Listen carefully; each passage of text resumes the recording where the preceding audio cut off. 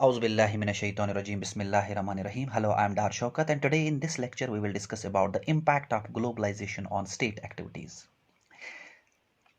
Dear students, globalisation का concept जब start हो जाता है पूरी दुनिया के अंदर आफ्टर 1980s, सो कुछ चेंजेस आ जाएंगे. मैंने आपको कहा कि globalisation is a multi dimensional concept. So state जो होती है, स्टेट के पास अपना एक पॉलिटिकल सिस्टम होता है, सोशल सिस्टम होता है, कल्चरल सिस्टम होता है, एजुकेशनल सिस्टम होता है. तो बहुत सारे सिस्टम होते हैं स्टेट के पास. एक सिस्टम स्टेट के पास होता है, that is the political system. हर एक स्टेट के पास अपनी एक पॉलिटी होती है. सो पुराने जमाने में बिफोर द ग्लोबलाइजेशन जो स्टेट हुआ करती थी उसके फंक्शन सिर्फ दो हुआ करते थे. ज्यादा फंक्शन उसके पास नहीं होते थे. ज्यादातर उनका फंक्शन क्या होता है? स्टेट की सॉवरेंटी को बचाना और स्टेट के इंडिपेंडेंस को बचाना. सॉवरेंटी से मुराद ये है कि वो चाहते थे कि हमारे कंट्री के ऊपर कोई अटैक ना करे, उनकी सॉवरेंटी मेंटेन रहे और उनकी इंडिपेंडेंस मेंटेन रहे. कहीं उन पे इंपीरियलिज्म ना हो जाए, कहीं उन पे कॉलोनलिज्म ना हो जाए.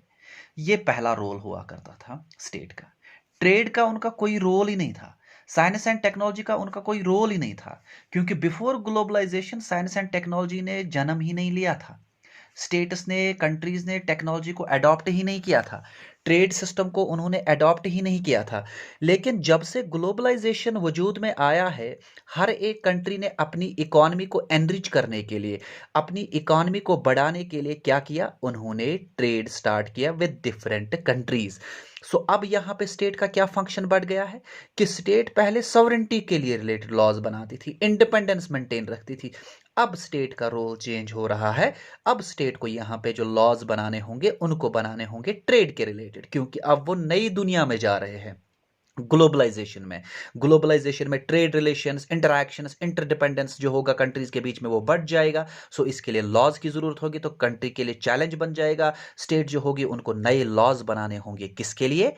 नए ग्लोबलाइजेशन एरिना के लिए या एरा के लिए. पहली बात. दूसरी बात, अगर आप याद रखेंगे कि जो ग्लोबलाइजेशन है, ग्लोबलाइजेशन ने एक नए कॉन्सेप्ट को जन्म दिया, that's the world market. So world market में क्या होता है कि अब एग्जाम्पल के तौर पे मान लेते हैं इंडिया के अंदर बहुत सारे बिजनेस प्लेयर्स आ रहे हैं. सो वो बिजनेस प्लेयर्स ऐसे नहीं आएंगे, वो पहले गवर्नमेंट से बात करेंगे विद टर्म्स एंड कंडीशंस.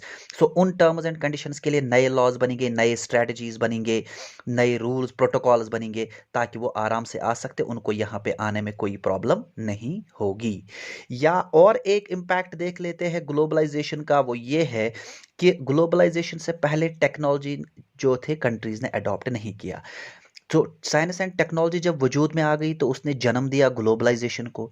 अब कंट्रीज आपस में ट्रेड करने लगे. अब कंट्रीज ने क्या एक्सेप्ट किया? टेक्नोलॉजी, साइंस एंड टेक्नोलॉजी को एक्सेप्ट किया. अब साइंस एंड टेक्नोलॉजी के ऊपर लॉज बनाने होंगे, क्योंकि साइंस एंड टेक्नोलॉजी का अच्छे तरीके से इस्तेमाल होना चाहिए.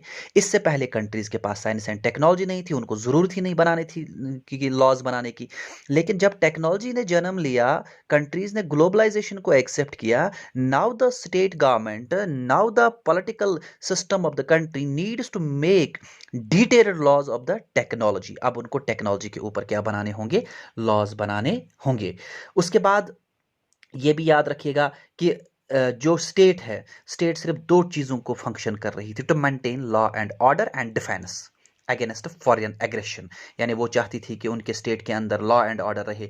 लेकिन ग्लोबलाइजेशन की वजह से तो ये सारी चीज़ें अब ये नहीं कहेंगे हम ख़त्म हो गई है. आज भी स्टेट चाहती है कि उनके अंदर लॉ एंड ऑर्डर मेंटेन रहे, लेकिन कुछ नई चीज़ों के साथ उनको टैकल करना पड़ता है. कुछ नई चीज़ों ने जन्म लिया, जैसे साइंस एंड टेक्नोलॉजी के रिलेटेड लॉज, या मान लेते हैं ग्लोबलाइजेशन के रिलेटेड हम मान लेते हैं साइबर को, मान लेते हैं साइबर सिक्योरिटी. साइबर सिक्योरिटी के रिलेटेड लॉज, अब बहुत सारे कंट्रीज साइबर सिक्योरिटी के ऊपर लॉज बना रहे हैं, क्योंकि उन्होंने ग्लोबलाइजेशन को एक्सेप्ट किया. और जो कंट्रीज है, कंट्रीज को अब फॉलो करने होते हैं वर्ल्ड ट्रेड ऑर्गेनाइजेशंस के रूल्स, क्योंकि ग्लोबलाइजेशन ने सबसे ज़्यादा रोल किसका बढ़ा दिया?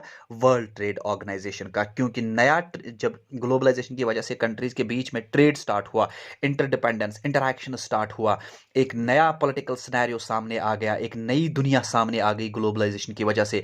सो WTO वर्ल्ड ट्रेड ऑर्गेनाइजेशन जो है उसको रूल्स एंड रेगुलेशन बनाने पड़े फॉर ऑल कंट्रीज के लिए. सो ये था इम्पैक्ट किस पे? Impact of globalisation on state activities. उसके बाद ये भी याद रखिएगा कि जो ग्लोबलाइजेशन होता है, ग्लोबलाइजेशन के 4 पैरामीटर्स होते हैं कि ग्लोबलाइजेशन कहाँ पे हो सकता है, इसके क्या पैरामीटर्स है। सबसे पहले जो कंट्री, जो स्टेट ग्लोबलाइजेशन को एक्सेप्ट करेगी उसको ट्रेड बैरियर को हटाना होगा। यानी ट्रेड बैरियर किसको कहते हैं? बैरियर मीन्स रुकावट, यानी आप कुछ करना चाहोगे लेकिन आप कुछ नहीं कर पाओगे, that's the barrier. So countries ने पहले अपना बैरियर लगा के रखा था कि हम नहीं करेंगे ट्रेड, लेकिन जब वो ग्लोबलाइजेशन को एक्सेप्ट करेंगे तो उनको वो बैरियर हटाना पड़ेगा, so that each and every nation of the world can do a trade with that particular country जो अपना ट्रेड बैरियर हटा रही है। सो सबसे पैरामीटर क्या है? पहला ग्लोबलाइजेशन का कि कंट्रीज को ट्रेड बैरियर हटाना होगा।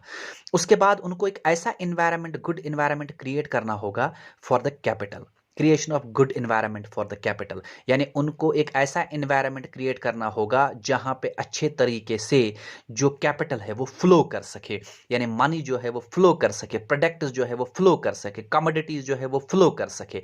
सो ये कॉन्सेप्ट है। इसके बाद creation of environment for technology, यानी उनको कंट्रीज को एक ऐसा इन्वायरमेंट क्रिएट करना है कि जहां पे टेक्नोलॉजी हो। अब अगर टेक्नोलॉजी नहीं होगी तो ग्लोबलाइजेशन का कोई मतलब है ही नहीं, क्योंकि इंटरकनेक्टेडनेस आएगा कैसे? टेक्नोलॉजी से आएगा, इंटरनेट सिस्टम से आएगा।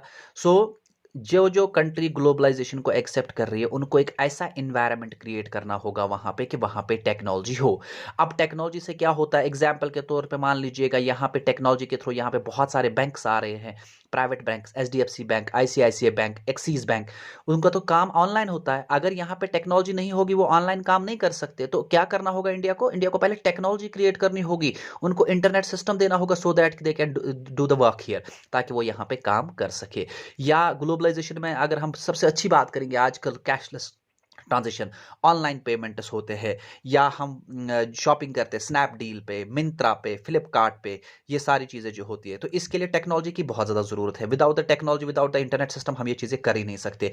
इंडिया के अंदर भी बहुत सारे लोग आज शॉपिंग करते हैं फ्लिपकार्ट से, मिंत्रा से, स्नैपडील से, ऑनलाइन पेमेंट्स करते हैं, examination online fees, electricity online fees, ये सारा किसकी वजह से पॉसिबल है? That is just because of the technology. So technology को पहले क्रिएट करना होगा स्टेट को, तभी वहां पे वो फुली ग्लोबलाइजेशन को एक्सेप्ट कर सकते हैं। Hope so you understood this lecture. Before concluding my topic, I am requesting my all well-wishers, do not forget to subscribe my channel. The name of my channel is Oshin's Origin of Creative Energies and Your Science, started by Dad Shaukat. Thank you so much.